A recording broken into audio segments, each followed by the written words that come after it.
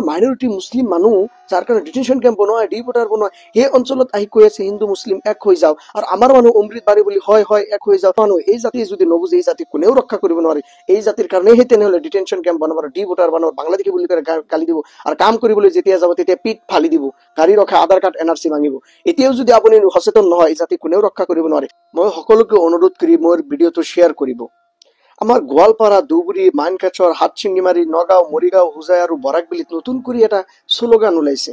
সেই শ্লোগানটো অমৃতবাণী বুলি আমাৰ বাবুৱে মানি লৈ আছে এইটোতো আমাৰ কাৰণে গ্ৰেট ইনচাল্ট শ্লোগানটো হ'ল হিন্দু মুছলিম এক হৈ যাও হোৱাট ইজ দ্য ননসেন্স দিছ মই আচৰিত হৈ গৈছো এই শ্লোগান আপোনাৰ কিমান এটা ডেঞ্জাৰ হ'ব পাৰে আৰু এই শ্লোগানটো আমাৰ মাইনৰিটি এলেকা মুছলমান এলেকাত দি আছে এই শ্লোগানটো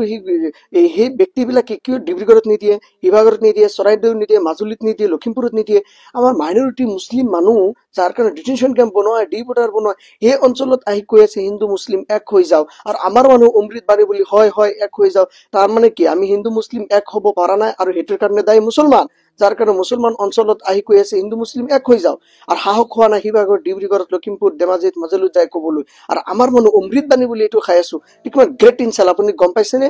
মই শিক্ষিত ল'ৰা হিচাপে মই কৈ আছো এইটো প্ৰটেষ্ট কৰি আছো আমাৰ শিক্ষিত যুৱকসকলে এইটো কাৰণে প্ৰটেষ্ট কৰিব লাগে কাৰণ এটা গ্ৰেট ইনচাল্ট এইটো আমাৰ ওচৰত আহি কৈ আছে এইটো বেলেগ ঠাইত যাই ক'ব পৰা নাই অসমখন খালি গোৱালপাৰা ধুবুৰী বঙাইগাঁও মৰিগাঁও এইবিলাকৰ ঠাই নামি খালি অসম নেকি অসমটো পুৰা এটা বৃহত্তৰ অসম আৰু আমি হিন্দু মুছলিম শিখ ইছাই বৌদ্ধ জন আমিতো 100,000 বছৰ ধৰি আমি মিলা প্ৰীতিৰে আমি জীয়াই আছো আমি আমাৰ শংকৰদেৱ মাধৱদেৱ আজান ফকীৰে গোপীনাথ বৰদলৈ আমাৰ সমন্বয় একতা বান্ধি থৈ গৈছে নতুন এইটো শ্লোগান দি আৰু মুছলমান আৰু এটা অৰ্থাৎ আৰু এটা তাৰ মানে কি কৰাব বিচাৰিছে আমাক তাৰ মানে বুজাব বিচাৰিছে মুছলমানৰ কাৰণেই হিন্দু মুছলিম এক নহয় যাৰ কাৰণে গোৱালপাৰাত আহি এইটো শ্লোগান দি আছে ধুবুৰীত আহি মানকাছৰত আহি আমাৰ গৰীব মুছলমান মানুহৰ ওচৰত আহি এই শ্লোগান দি আছে ৰাতি 10টা 1টা 12টা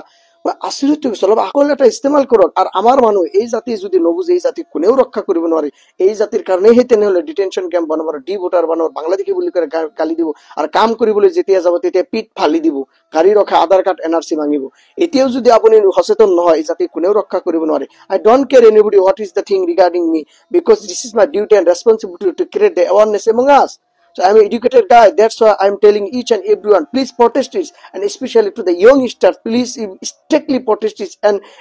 seek apologize from this guy who is telling Hindu Muslim equation. What is this? ৰাতি 10টা 15ত কুমৰিপাৰাত থকা সংখ্যালঘু ৰাইজে মুছলমান ৰাইজে একেলগে